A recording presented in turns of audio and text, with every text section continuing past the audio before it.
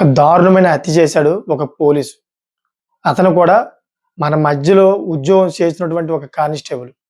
ఆ కానిస్టేబుల్ గురించి ఒక సంచలన సంఘటన పోలీసులు వివరించారు. అసలు ఎందుకు అతను హత్య చేశాడు అనే విషయాలు మనం వీడియోలో పూర్తిగా తెలుసుకుందాం. ఎందుకంటే అతనిలాగే చాలామంది ఆ విధంగా తయారవుతా ఉన్నారు. దానికి బాగా ఎడిక్ట్ అవుతా ఉన్నారు. అసలు ఆయన ఎందుకు హత్య చేశాడు? అతను దేనికి బానిసగా తయారయ్యి ఈ విధంగా హత్యలు చేయడం మొదలుపెట్టాడనే విషయాలు నేను పూర్తిగా అర్థమయ్యేలా మీకు చెప్తాను. మీకు క్లారిటీ వచ్చేస్తుంది. అసలు ఏం జరిగిందంటే చక్కగా కానిస్టేబుల్ ఉద్యోగం చేసుకుంటా ఉన్నాడు. అదే క్రమంలోని 2007లోని పెళ్లి చేసుకున్నాడు. రజిత అనే ఒక మహిళతోటి పెళ్లి చేసుకున్నాడు.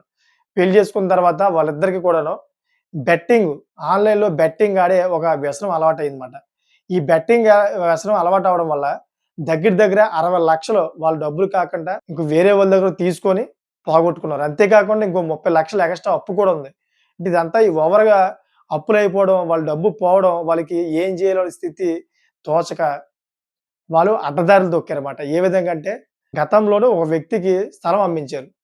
మళ్ళీ అదే వ్యక్తిని ఇంకో స్థలం ఉంది చూపిస్తామని చెప్పి బూటకన మాటలు చెప్పి ఆ వ్యక్తిని కారులో ఎక్కించుకొని ఆ స్థలం వైపు తీసుకెళ్తామని తీసుకెళ్తూ అతని దారి మధ్యలోనే చంపేసి అతని దగ్గర ఉన్నటువంటి ఏదైతే బంగారం ఉందో దగ్గర దగ్గర 10 తులాల బంగారం. ఆ 10 తులాల బంగారం కొట్టేసి ఆ డెడ్ బాడీ ఏదైతే ఉందో దూర ప్రాంతంగా ఎవరో తెలియని దూర ప్రాంతం ఆ అడవుల్లో పడేసి అక్కడి నుంచి హైదరాబాద్ వెళ్లి ఆ హైదరాబాద్‌లో ఈ బంగారం అంతా అమ్మి ఏమీ తెలియనట్టు మళ్ళీ వాపస్ వచ్చారంట. ఇదంతా కూడా నేను చెప్పింది కాదు. పోలీసులు వివరంగా చెప్పారు. ఇదంతా కూడా చేసింది ఎవరో ఒక కానిస్టేబుల్ తన భార్య ఇద్దరు కలిసి. ఇదంతా కూడా బెట్టింగ్‌కి వ్యసనం అయిపోయి. సో, ఇదే ఎంక్వైరీలోనే ఇంకో విషయం కూడా బయటపడిందన్నమాట. వాళ్ళ ఇంటి పక్కన ఒక వృద్ధురాలు అనారోగ్యంతో బాధపడుతుంటే ఆవిడని హాస్పిటల్‌కి తీసుకెళ్తామని చెప్పేసి ఇద్దరు కూడా మొగుడు పిల్లలు ఇద్దరు కూడా ఈ కారులో తీసుకెళ్తూ దారి మధ్యలోనే తన తాళిని ఏదైతే తాళి ఉంటది కదా! ఆ తాళినైతే కొట్టేసారంట. అది కొట్టేసిన తర్వాత అది తీసుకెళ్ళి హైదరాబాద్‌లో అమ్మి 5,00,000 దగ్గర దగ్గర వచ్చినాయంట. 5,00,000 తీసుకొచ్చి మళ్ళీ బెట్టింగ్‌లో పెట్టి పోగొట్టుకున్నారంట. సో, ఈ విధంగా అయితే వాళ్ళు హత్యలకి, దొంగతనాలకి పాల్పడతా ఉన్నారు. ఒక పోలీసు ఉద్యోగం చేస్తూ పోలీసులు ఈ హత్యని చాలా చాకచక్యంగా చేశారన్నమాట. ఏ విధంగా అంటే వీళ్ళ కదలికలు అన్నీ కూడా సీసీ కెమెరాలో మొత్తం రికార్డ్ అయ్యింది. ఫస్ట్ ఎవరికీ అనుమానం రాలా. పోలీసు ఈ విధంగా ఎందుకు చేస్తారని చెప్పేసి అందరూ అలా అనుకున్నారు. కానీ లాస్ట్‌కి అతనే ఈ విధంగా చేశాడని చెప్పేసి క్లారిటీ అయింది. అతన్ని అరెస్ట్ చేయడం జరిగింది. ఇద్దరిని కూడా అరెస్ట్ చేయడం జరిగింది.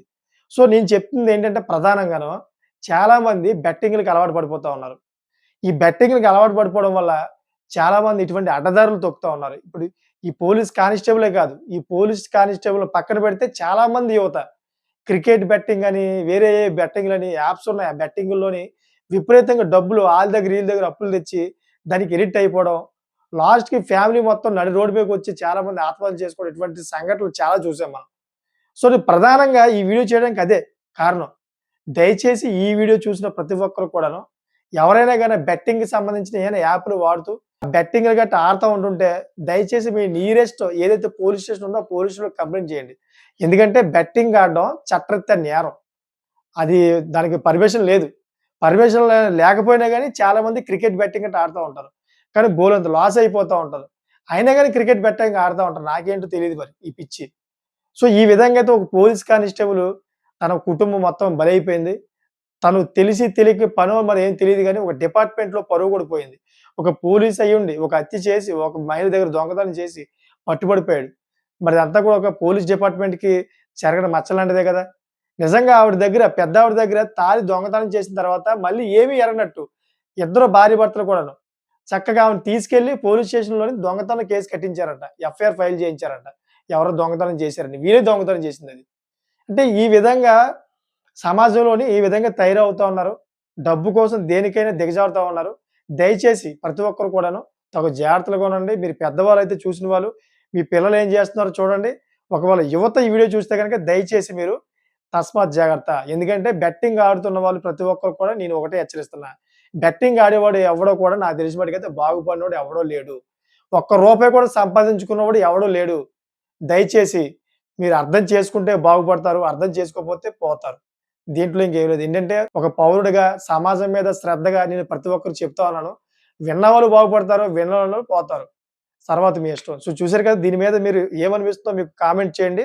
అదే విధంగా ఇటువంటి లేటెస్ట్ ఇన్ఫర్మేషన్ కోసం ఛానెల్ సబ్స్క్రైబ్ చేసుకోండి. Thank for watching friends.